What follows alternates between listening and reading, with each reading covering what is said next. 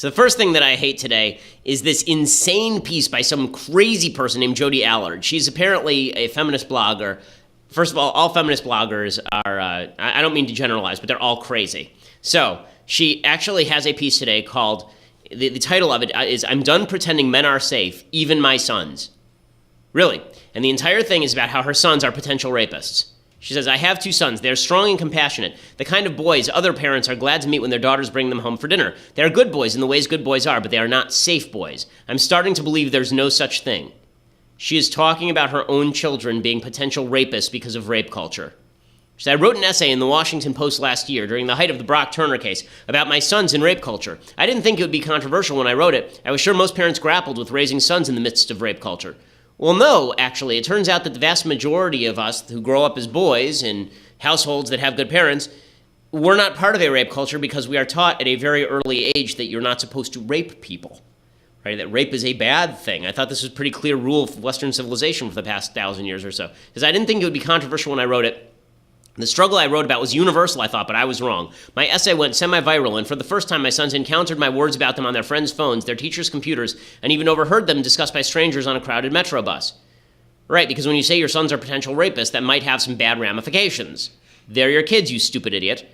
And then she says, "It was one thing to agree to be written about in relative obscurity, and quite another to have my words intrude on their daily lives." By the way, this is the same lady who wrote a column about how one of her sons was apparently suicidal, with a mother like this. And she says, one of my sons is suicidal, so we sat down and watched 13 Reasons Why.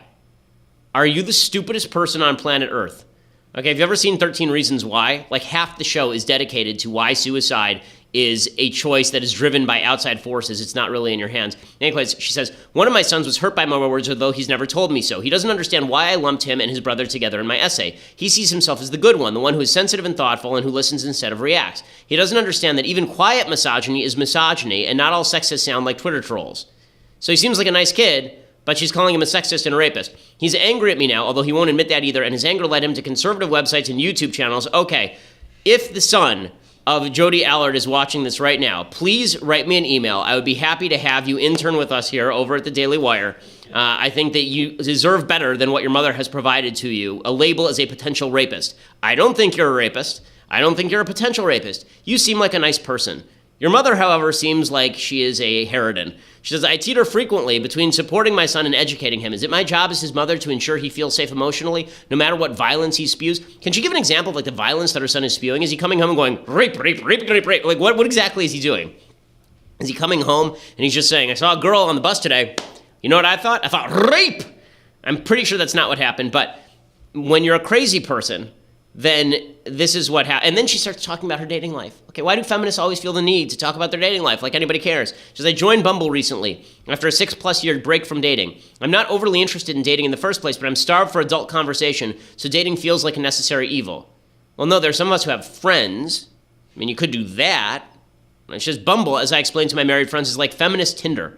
Women have to initiate contact with men, so there's no inbox full of bleep pics every day. But feminists or not, the men are no different from the men anywhere else, and I quickly felt deflated.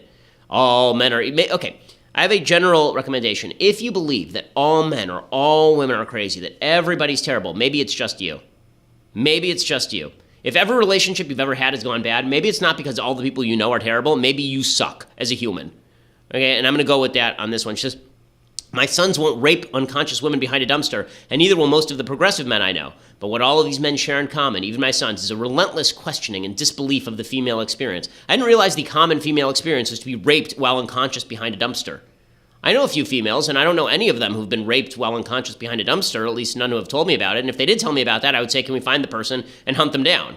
Like, that would be my first reaction. Can we tell the police? And if not, is there a way that we can kill this person and get away with it? Like, that seems like the best possible, like, is that not feminist enough? Do I have to do more than that? So I do not want to prove my pain or provide enough evidence to convince anyone that my trauma is merited. Okay, if you accuse someone of rape, you might have to provide evidence of actual rape. Like, you shouldn't just be able to accuse anyone of any crime. Totally insane. Totally insane. Child Protective Services needs to show up, like, right now at this lady's door. Thank God, it sounds like her sons are getting old enough that they get to leave home. Leave now. Leave now, okay? I will try to find a way to put you up in your own apartment. Seriously. Okay? You deserve to get out of there right now, Jodi Allard's children. My God.